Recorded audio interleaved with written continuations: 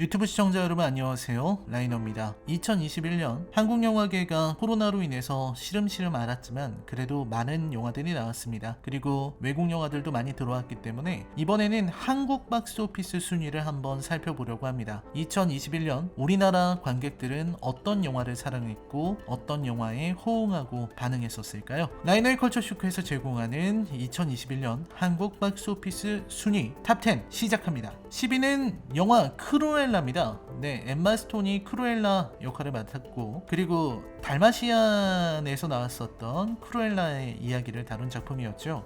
이 작품은 5월 26일에 개봉했는데요. 분노의 질주 더 얼티메이트에 이어서 박스오피스 2위로 데뷔했습니다. 198만 3,396명의 총 관객수를 기록했네요. 크루엘라의 이야기를 그린 것 자체는 좋았는데 후반부 진행이 좀 아쉬웠다는 부분, 이런 부분들이 비판을 받은 대목이었습니다. 저 역시 크루엘라를 재밌게 보려고 했는데 뒷부분을 저는 별로 좋게 보지 못했습니다. 그래도 좋은 부분들이 있었어요. 초반에 크루엘라랑 또 남작부인 둘이 대결을 펼치는 부분에서 둘의 패션 스타일이 전혀 다르게 나타난다는 점, 이런 부분들은 인상적이었던 영화가 아니었나 싶습니다. 디즈니의 힘을 보여준 작품, 크루엘라가 10위에 올랐습니다. 자, 그 다음 9위입니다. 제가 생각할 때 이때 참 코로나가 심하지만 않았다면 더 많은 관객이 들어왔을 것이다 라는 생각이 드는, 그리고 아마 올해 나온 애니메이션 영화 중에서, 그리고 오랜만에 픽사의 영화 중에서 정말 최고다 하는 생각이 드는 그런 작품이기도 합니다. 네, 최종 관객은 204만 8,228명을 기록한 소울이라는 작품입니다. 아마도 코로나가 아니었으면 정말 더 많은 분들이 보셨을 텐데요. 혹시라도 못 보신 분들이 있다면 지금 꼭 보시라고 제가 적극 추천할 정도의 작품이 소울입니다. 아마 픽사의 영화들 중에서도 단연 상위권에 속하는 그런 작품이라고 저는 생각합니다. 코코나 토이스토리 3나 업, 그리고 인사이드 아웃 같은 작품들처럼 소울도 정말 훌륭한 작품입니다. 우리나라에서는 2021년 1월 20일에 개봉했었네요. 자, 그 다음 8위입니다. 네, 월드와이드에서도 엄청난 힘을 보였지만 역시 우리나라에서도 많은 관객을 모은 이러한 대규모 액션 영화, 그리고 스파이더맨 유니버스를 그린 작품은 인기가 많다라는 공식을 보여주는 작품이기도 하네요. 네, 베놈2 렛 데어 비 카니지가 212만 3,458명을 기록하면서 8위에 이름을 올렸습니다. 10월 13일에 개봉한 영화였죠.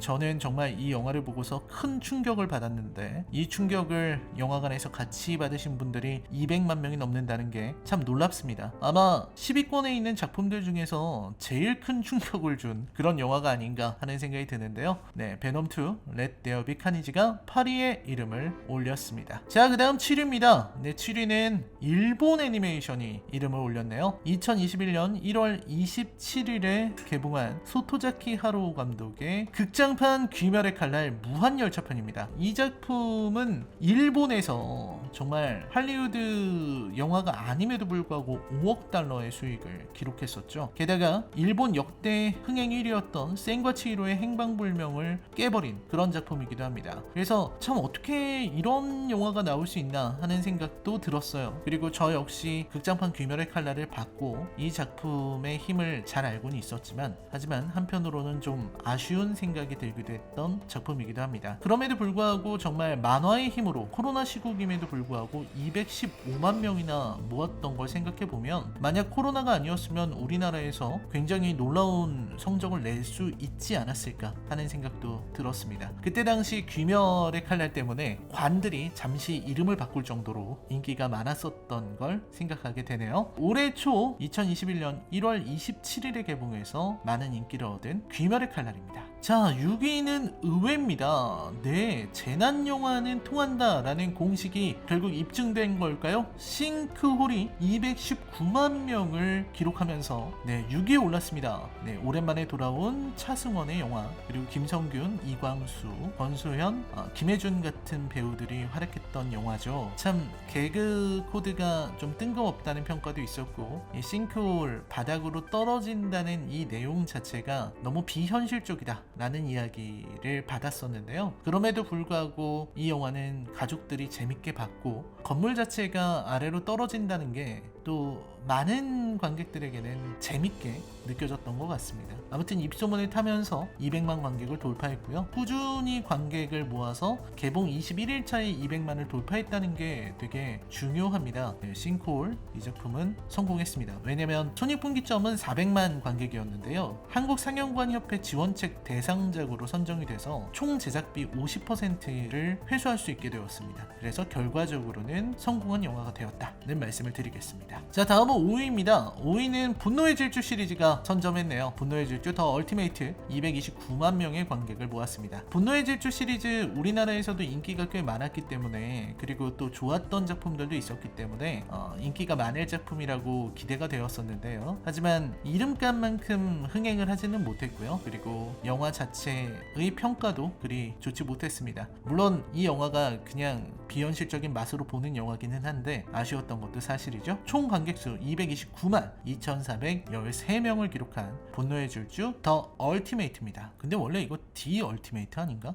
자, 4위입니다. 4위는 마블 시네마틱 유니버스의 작품이 차지를 했네요. 역시 대한민국은 마블 민국인가 하는 생각이 드는데요. 거의 300만에 달하는 관객입니다. 296만 관객을 동원한 블랙 위도우입니다. 네, 블랙 위도우는 최근에 나온 작품들 중에서 그래도 좀 재밌었다라는 평가를 받은 작품이기도 합니다. 하지만 또 많은 호평이 있었던 거에 반해서 너무 세대 교체용 영화다, 그리고 악당의 서사가 빈약하다, 이런 이유로 팬들에게는 재미가 없었다라는 평가를 받기도 했습니다. 어쨌든 간에 290만 관객을 동원을 했고요. 북미에서는 처음으로 디즈니 플러스로 공개된 작품이기도 합니다. 그리고 이 작품 이후로 마블의 영화들이 디즈니 플러스와 동시 공개가 아니라 극장 개봉을 하는 걸로 바뀌기도 했죠. 네, 296만 1902명을 기록한 디즈니 마블의 작품 블랙 위도우가 4위에 랭크되었습니다. 자, 다음 3위입니다. 3위도 마블인가요? 마블입니다. 네, 304만 관객, 클로이 자오 감독. 더 이상의 설명은 필요 없습니다.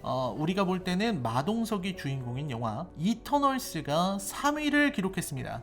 정말 좀 놀라운 기록인데요. 그만큼 이터널스라는 영화에 대해서 많은 분들이 기대했던 것이 아닌가라는 생각이 들었습니다. 이 영화 자체는 안 좋은 평가를 많이 받았거든요. 물론 이제 아주 많은 사람들이 이 영화를 훌륭하다고 말했지만 저는 이터널스가 정말 실패한 영화라고 생각을 했고요. 또 일각에서는 저처럼 이 영화를 안 좋게 평가하는 분들도 있었던 것 같습니다. 뭐 호불호가 갈린다라고 할 수 있겠고, 제가 볼 때는 이 영화가 마블 영화의 맛을, 특히 클로이 자오 감독이 히어로 영화의 문법이나 히어로 영화의 재미를 잘 이해하지 못한 것은 아닌가 하는 생각이 들기도 했습니다. 자세한 건 뭐 리뷰에서 얘기를 했었으니까요. 아무튼 이터널스는 우리나라에서 올해 300만을 넘긴 3편의 영화 중 한 편이 되었습니다. 정확한 관객수는 304만 8624명이고요. 3위를 기록한 이터널스입니다. 자, 그리고 2위는 오랜만에 한국 영화입니다. 네, 류승환 감독의 부활이라고 할까요? 류승환 감독이 잠시 군함도에서 움츠렀지만 이게 바로 류승환이다 라는 걸 보여준 영화라고 생각이 듭니다. 361만 3981명의 관객을 기록한 모가디슈입니다.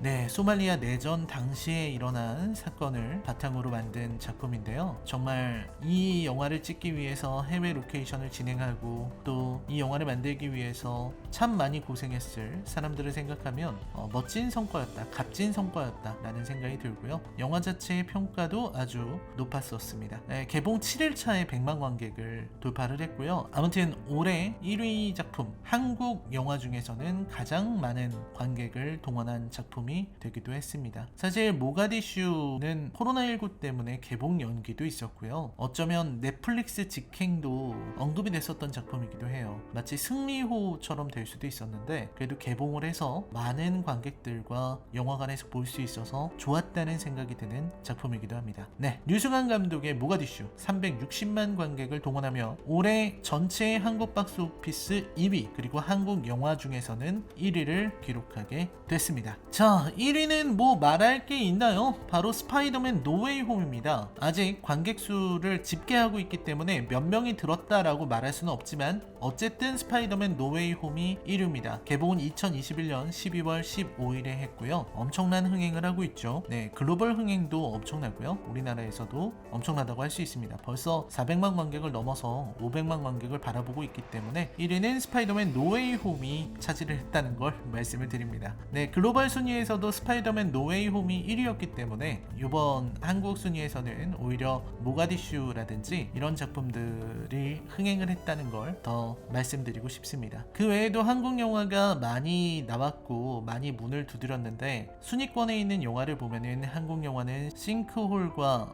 모가디슈 단 두 작품밖에 없습니다. 그나마 싱크홀은 오락영화, 특히 재난을 바탕으로 한 오락영화고 그 외에 또 좋았던 영화들도 많았는데 관객들의 외면을 받은 것이 좀 아쉽다는 말씀을 드리고 싶습니다. 그럼에도 불구하고 역시 이런 위기가 찾아왔을 때 관객들을 영화관으로 끌어들이는 거는 헐리우드발 액션 영화 그리고 헐리우드에서 만든 정말 대자본이 들어간 이런 큰 영화들이라는 걸 확인하게 되네요. 그 전에는 이렇게까지는 느끼지 못했는데 아무래도 특히 마블 영화들은 팬들이 많다 보니까 코로나19로 인해서 좀 어지러워도 일단 영화관을 찾아가서 보려고 하는 이런 충성심 높은 관객들이 이런 영화들의 성공을 이끌어낸 게 아닌가 하는 생각이 들었습니다.